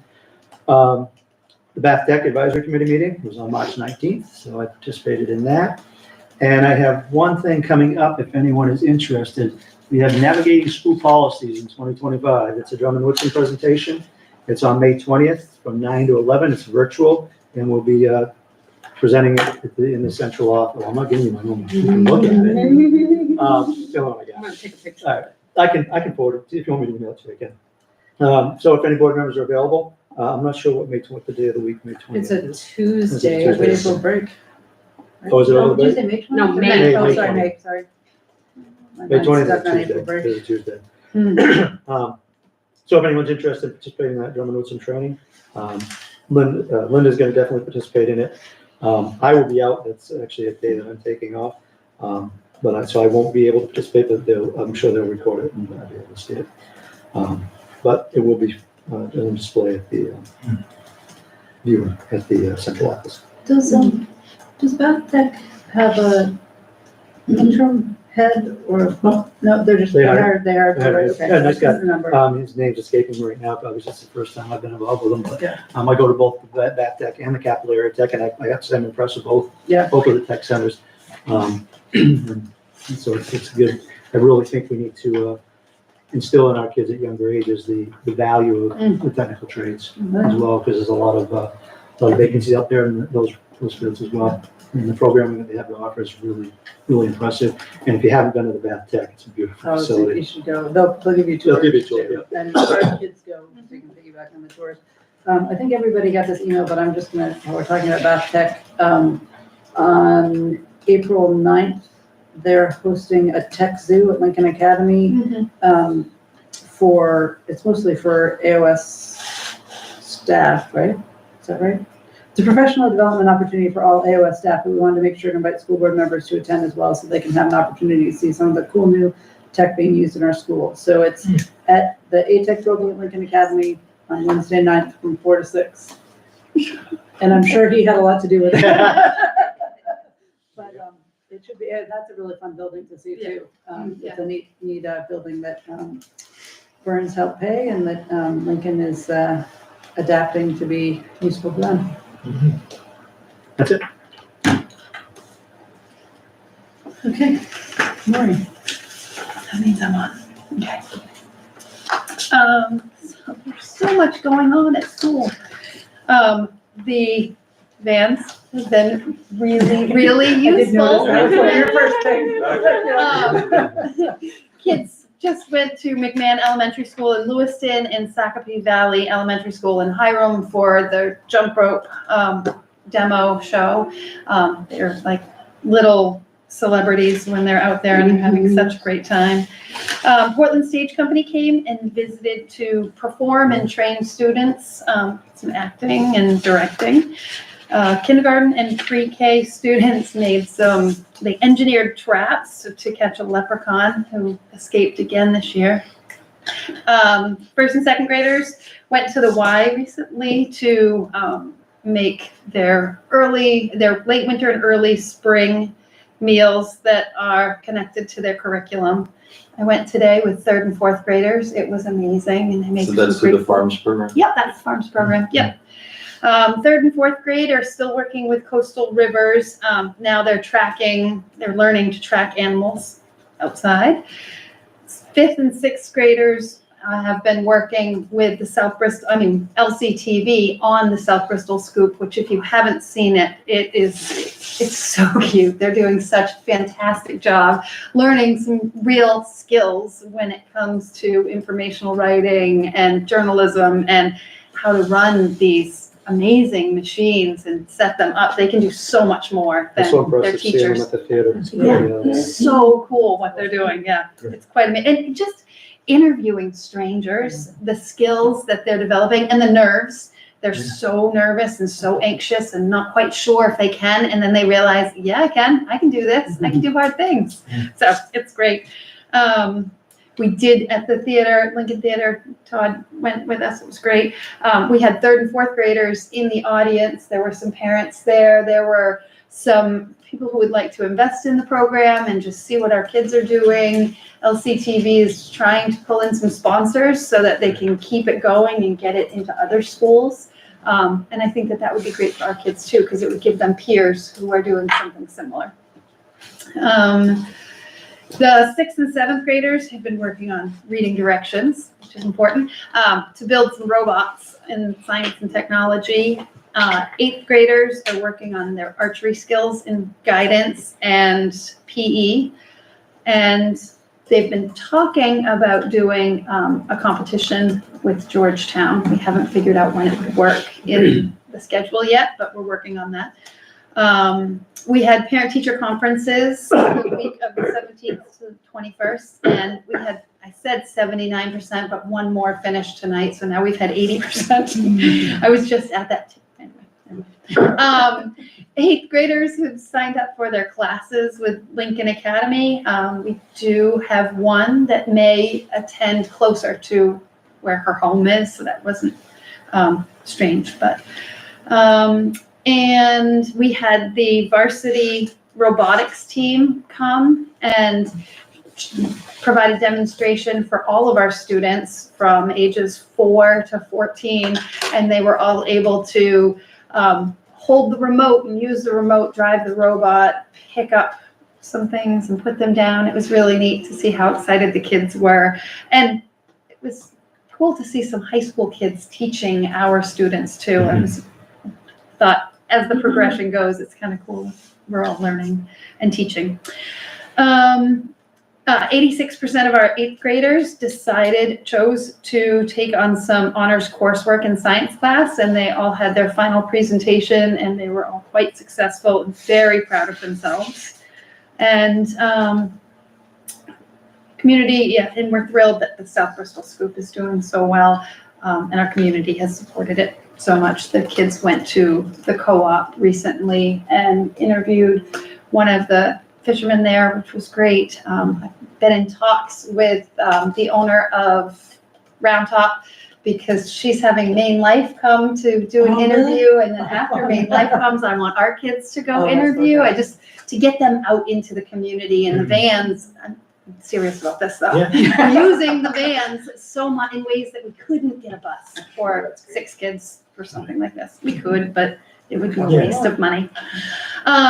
After school care is going great. It's fantastic that things are drying up and the kids can be outside more. They're really, really enjoying it. The crafts that they leave here with are just, it's amazing. And I'm liking watching that whole program blossom because it has come so far. 5 of our female students and 1 male student will be playing spring sports at Bristol. We also have 1 student playing lacrosse through Lincoln County. I'm not exactly sure who the program is. It's not the school. Pickleball and soccer have wrapped up for the season on Saturday and Sunday. However, I did just get an email today saying they want to start pickleball again outside in a couple of weeks. So we'll see if that picks up. I know it's been very, very popular. And I think we have to be maybe a little bit careful about the time frame of that in terms of our neighbors, Okay. because pickleball is it's a hard thing to listen to on like a Sunday morning if you're enjoying the time. So like, I think that we just need to, I'm not saying we shouldn't do it, but we just need to be a little bit thoughtful about how it affects Yes. the neighbor. The parking lot. Oh. Is what, yep, Yep. that's the discussion. And they have new courts underway, right? Yes, they do. Yes, Very exciting. it is. Mhm. Very exciting. For- Yeah, yeah. except for the neighbors. We still have a couple basketball teams using the gym for practices, and the community is so grateful. Circus Arts will have their community show on Thursday evening, and I can't quite remember if it's 5:30 or 6, but it's definitely on the sign outside. And Running Club is off to a great start. Kids are enjoying, even rainy and cold, they're just enjoying being outside and running and challenging themselves and each other. For professional development, we had 5 staff members go to a math conference in Augusta, and they've already come back and started using some of the ideas and things that they learned last week, I think. And we had Math for Me, it's not on there, sorry, because it was today, but Math for Me coaches from Maine State have come in. They came in today, went into all the classes, and taught the teachers some things that some skills they can use with the students, and also watched some of the interactions that the teachers and the students are having to be able to coach us and help us out. Finally, the staff will be starting the Anxious Generation for Professional Development this spring. We'll have 2 months worth of staff meetings when we'll discuss the reading that we're doing outside of school, and then we continue that in September. The Anxious Generation is really about how technology has impacted the brain development of students, and what we are looking to find are ways to help parents, suggestions, support, anything that we can do to help maybe educate everyone on the importance of time away from our phones or laptops or computers. Any questions? No, I do a lot of talking, sorry about that. no, everyone's done. Facilities? Yep. Meetings with Mark and Shane have gone quite well on Fridays. On the 13th, they met with a representative from WB Mason, who's educating Shane and Mark on PFAS-free cleaning products.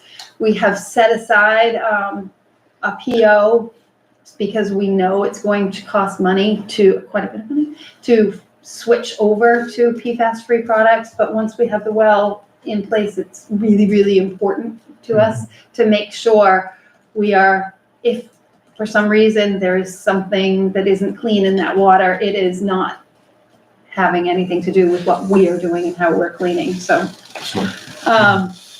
they will be attending a trade show. Shane and Mark will be attending a trade show at Coney on the 22nd regarding these projects. They met with Mary Bowers, and she's the one taking over the water testing. And do you want to add something? Yeah, I do actually. She's our new water operator, and she texted me today because she also oversees the coastside water operation system, so I've gotten to know her through that. And she texted, I'm excited to have such a great team to work with. I definitely think the new well is the way to go, and I'm cautiously optimistic. So she's excited and impressed. Good. We spoke on the phone today, and she let me know that the PFAS maximum is 20. Our last test was 20.5, and then today the most recent test came in, and we're at 21. So with the old well, not the new well.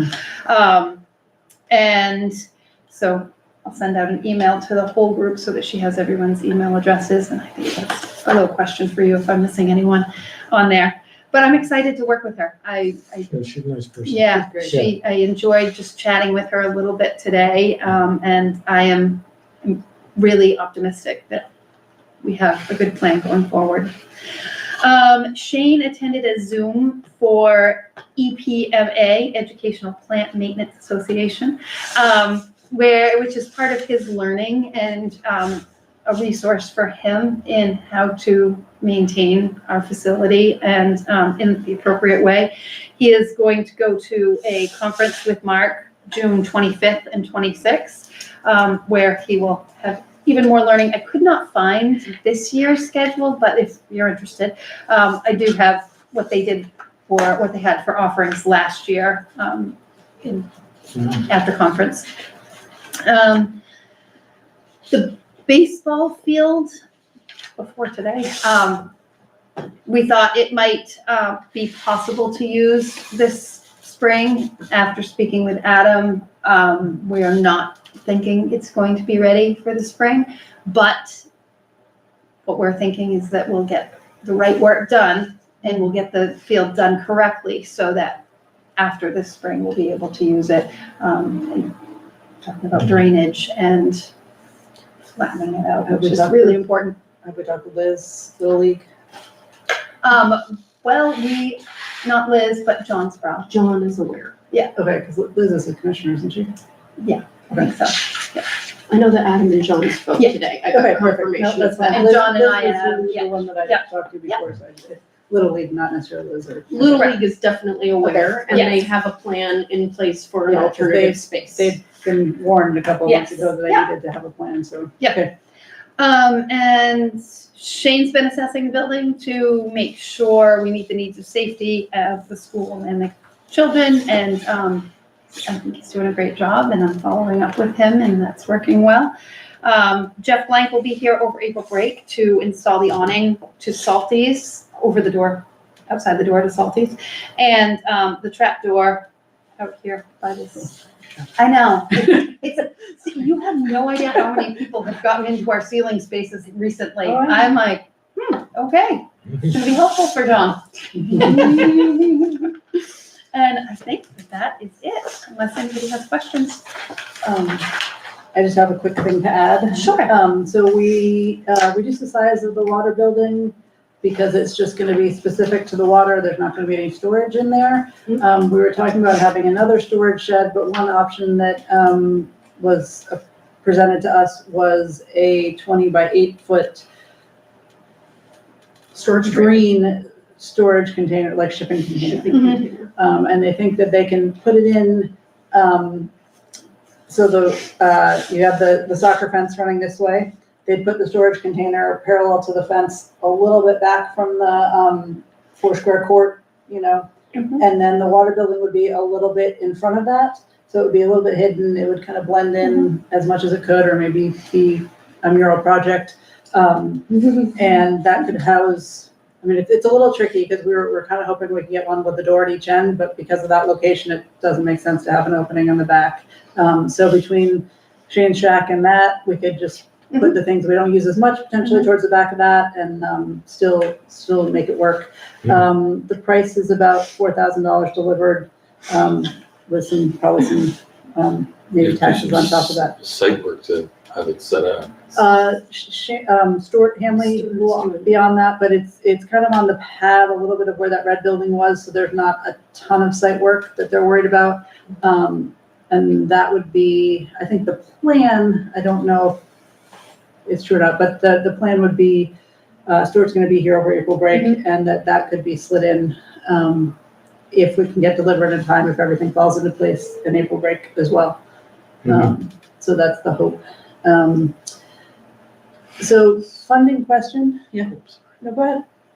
Is that storage container that's metal, right? Mhm. So there's no way to, without welding, there's no way to put shelves on the sides of the walls? Probably not. You have to see, some of them come with like plywood walls in them already, Oh, okay. so some of them don't. I mean, it depends on what one you buy. Yeah. You are creative. You could get a system of shelving System. put in. Mhm. I just think it's just something to consider in how you're gonna use that space, because it's a deep, narrow space, so stuff in the back is gonna be buried in the back. It's not particularly, I've seen a lot of our spaces are just kind of like explosions of stuff. And you have to think about how you're gonna organize the Absolutely. space and keep it useful, otherwise it just becomes lost to time. And we do have a certain portion of stuff that needs to be in the front, at least in the spring, for Little League and things like that, so it's gonna be a little bit of a puzzle. Yeah. So the cost is around $4,000. We were given the idea that we're gonna save about $3,300 from, by downsizing the size of the water building to be a two-function building to just water. So I thought that, and I checked, and that was the price, so that we would have to chip in, $700, $800, $900, depending on where the final number ends. I got another suggestion from the town that we split it, so I'm gonna have a conversation, because I think that if they say $3,300, but, we'll figure that out. We're gonna talk about it on Thursday. And just, could we get like an idea if we're gonna do something like this, like what does that compare to with It another? compares to $8,000 or $9,000 of a wooden building. Wooden shed. Yep. And it also, the one thing about the footprint there, I think that lends itself to something like this is because it is long and narrow. And I totally take your points on how awkward it's gonna be, which is why we talked about getting a door on each end, but it doesn't make sense. It costs like double to get a door in the middle. 2 doors, because I think they have to fashion that. So the, and it's something that can be delivered fairly easily, delivered now. Do they ventilate, or is it just an oven? It's probably an oven. It's probably an oven. So you gotta think about what you're gonna put in there, and whether that heat's gonna destroy it. Yep. And whether it'll turn into a freezer in the winter.